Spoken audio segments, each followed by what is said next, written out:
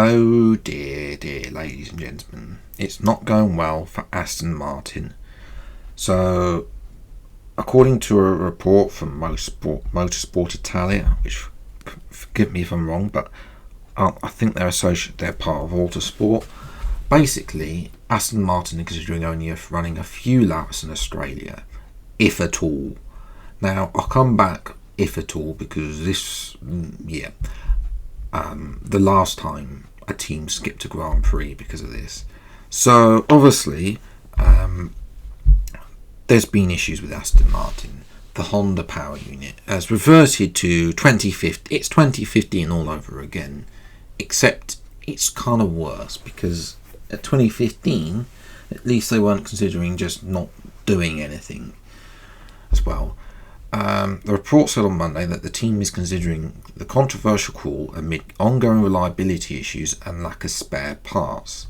Now, with spare parts, obviously, I can't touch about the ongoing conflict with the Middle East. I'll make a video about the impact. Well, I may make or may not make a video, about the impact this could have, because obviously we've got Bahrain and Saudi Arabia coming up next month. Potentially, there will be alternatives to that.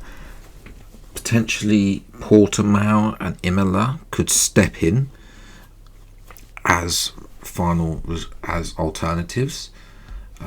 That's just a thought for something. It might be a bit cold in Imola in April. Portugal, it should be okay. Didn't the last time in 2021, wasn't that in April or something? I can't quite remember. But yes, they're really the travel or chaos organised by the ongoing conflict is not going to impact the opening race this weekend. Close to 1,000 members of staff have been forced to rearrange flights because there's no flight. Usually, most people are based in Europe, they go via the Middle East to Australia.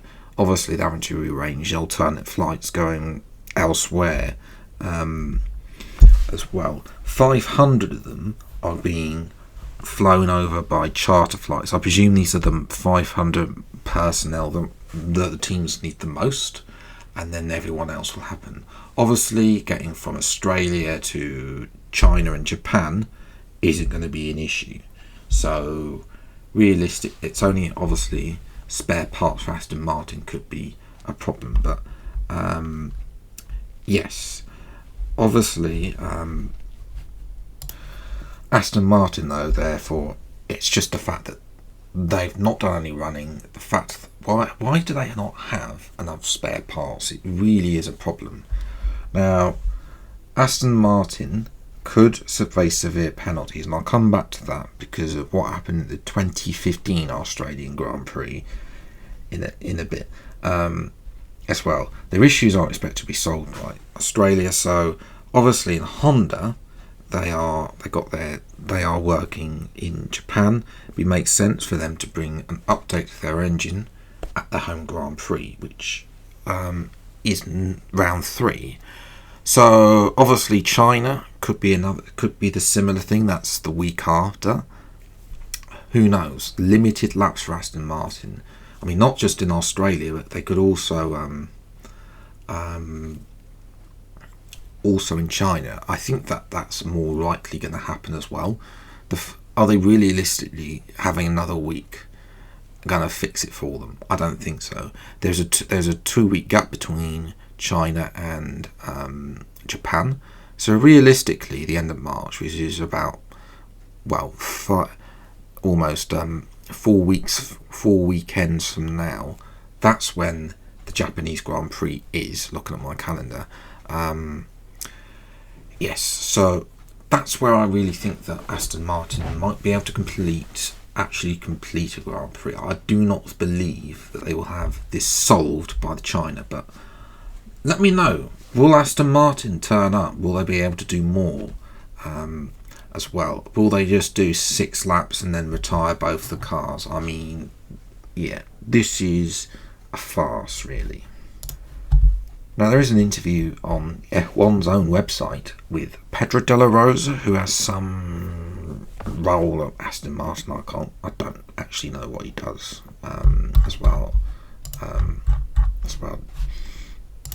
The article doesn't actually say what he actually does, but he's got some role at Aston Martin, and obviously, yeah, they've also just spent a load of money pinching Jenson Button from Williams as well as some sort of ambassador too. But De La Rosa on this thing, obviously on their expectations, he says the honest answer is I don't really know. No one really knows. He comments, we're already working closely with Honda in many aspects that need to improve. It's not easy and it's not a 5-minute job.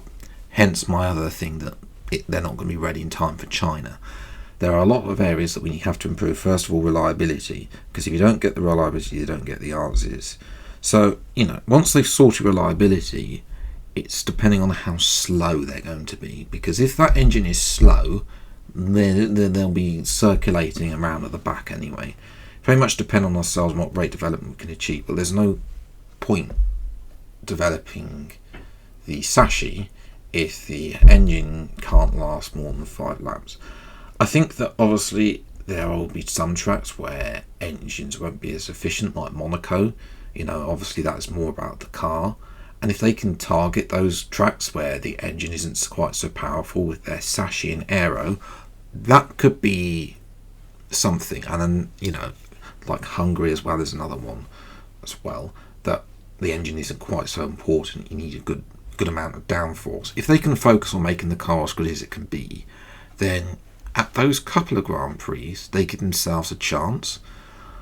Yeah, I think that's the best thing they can really hope for in this thing. But race by race will be improving, as in trying to finish the race rather than just doing 5 laps.